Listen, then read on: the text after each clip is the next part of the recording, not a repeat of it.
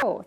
The private sector gained 2,500 jobs, which is up 1.1%. Deed says Minnesota's unemployment rate ticked down 0.2 of a percentage point. Deed says 5 super sectors gained jobs on a seasonally adjusted basis, including leisure and hospitality, trade, transportation and utilities, construction, mining and logging, and finally, financial activities. The Minnesota Department of Health announced Odi Chinma Akosinu D'Souza as the new director of the Center for Health Equity. MDH says her research will focus on investigating structural factors that result in racial inequities in long-term services and supports generating population-level research evidence. She'll also work collaboratively towards translating research evidence at the policy level, along with long-term programs and services. The vice president of retail sales at Hormel Foods is stepping down. The company says Pat Schwab is transitioning to a new role as Darren Carter, who is currently the vice president of sales strategy, will replace him. Carter will oversee all of these sales functions for customers throughout the eastern half of the United States. Hormel says it's excited for Carter to lead the sales team and add his expertise. The Rochester NAACP is announcing a new scholastic competition for students of color across our area. The Afro Academic, Cultural, Technological, and Scientific Olympics is a decades-long competition run by NAACP branches throughout the country. It's a scholastic competition for students in grade 9 through 12. This will include a series of events organized around 6 main categories: STEM, visual, culinary, performing arts, humanities, and business.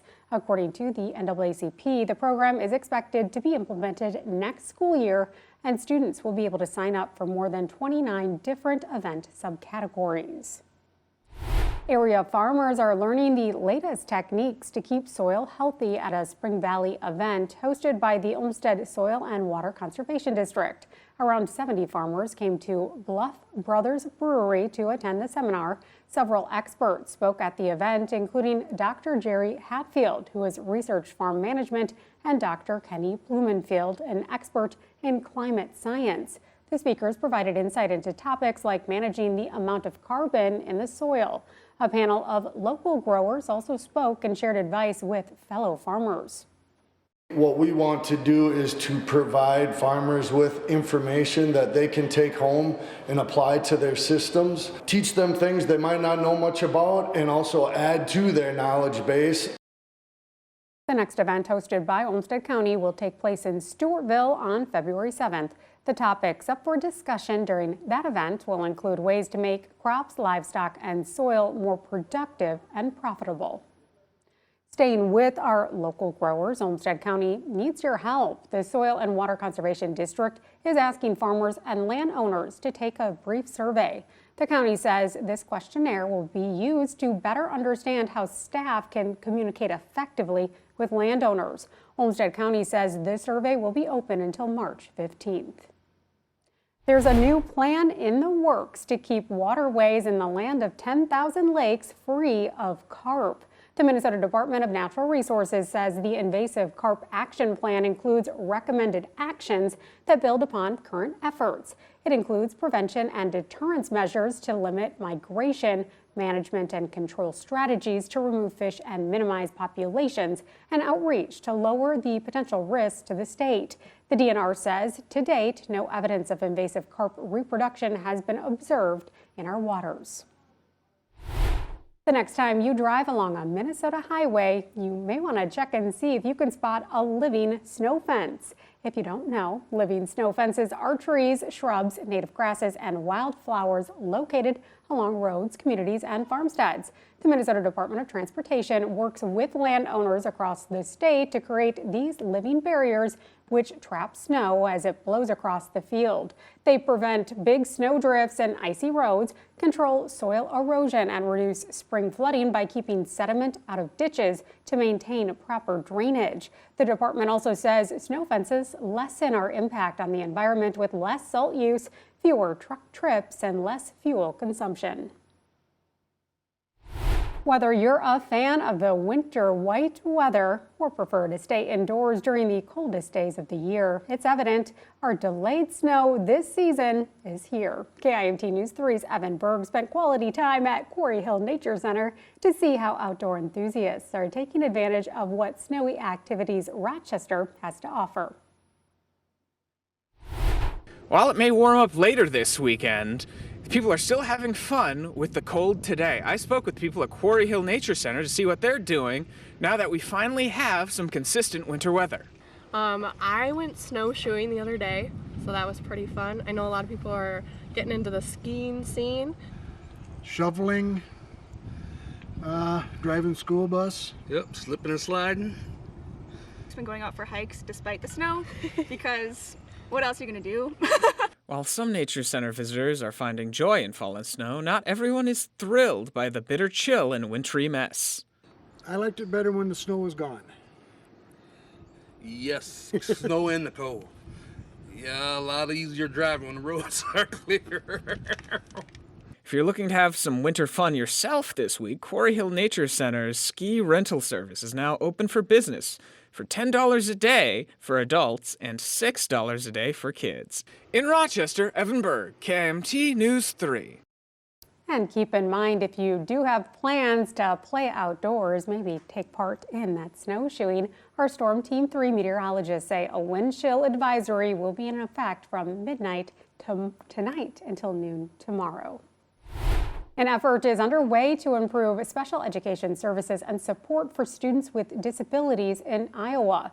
Governor Kim Reynolds met with the House and Senate Education Committee to discuss a proposed bill. According to a press release, the bill focuses on reforming Iowa's area education agencies. It's expected to improve special education services and close achievement gaps. The bill proposes automatically shifting control of state and federal special education funding from the AEA to Iowa's public school districts. The bill would allow schools to retain funding for general education services.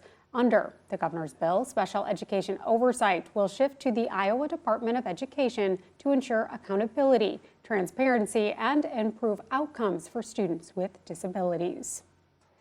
After reaching its Our Tomorrow fundraising goal 2.5 years ahead of schedule, the University of Northern Iowa Foundation is setting its sights even higher. The foundation exceeded its initial goal of $250 million and now is aiming at $300 million by 2026. The foundation says the Our Tomorrow campaign has seen historic contributions for students, programs, faculty, and staff. The money is used for scholarships, upgrades to student spaces and athletics, bonuses to staff, program expansion, and new endowments. The UNI Foundation says this new round of donations will help students succeed by improving learning services, launching a new nursing program, and expanding current buildings. All Minnesotans 18 and older can vote absentee starting tomorrow. According to the Secretary of State's office, you can apply online for a 2024 application and return it to our county election office. The address is listed here on your screen. The state office says to return your ballot no later than 8 p.m. on Election Day, or it won't be counted.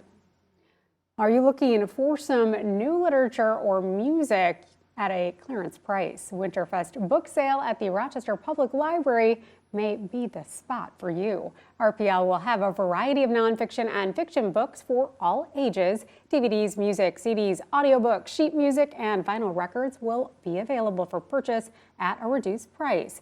All proceeds go back to the library. The event runs from February 9th until the 11th. Friday and Saturday will start at 10 a.m. and end at 5:30 p.m. Then Sunday will run from noon to 4 p.m. So we would love to have it on streaming, or we have Amazon Prime, so that'd be great too. If you're an avid sports fan, there's a new option that could make catching your favorite Minnesota team on TV a bit easier. Now, Amazon Prime is leading the charge. Plus, you've likely heard it before, carbon monoxide can be deadly, especially during winter months. But one Minnesota man hasn't just heard it, he's lived it. Hear how losing his son to carbon monoxide poisoning led him to prevent similar tragedies from happening to other families. The sunshine is a wonderful anti-icing agent. It does our job for us and melted a lot of that last remaining snowpack and help move it off the road as well. And later, ever wonder where all that snow ends up after a storm? We're getting a look at removal operations in Des Moines. KIMT News 3 at 5. Your most watched local news with KIMT News 3's Jessica Bringy.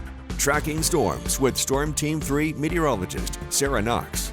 This is KIMT News 3. More local news that is happening right now. We are coverage you can count on.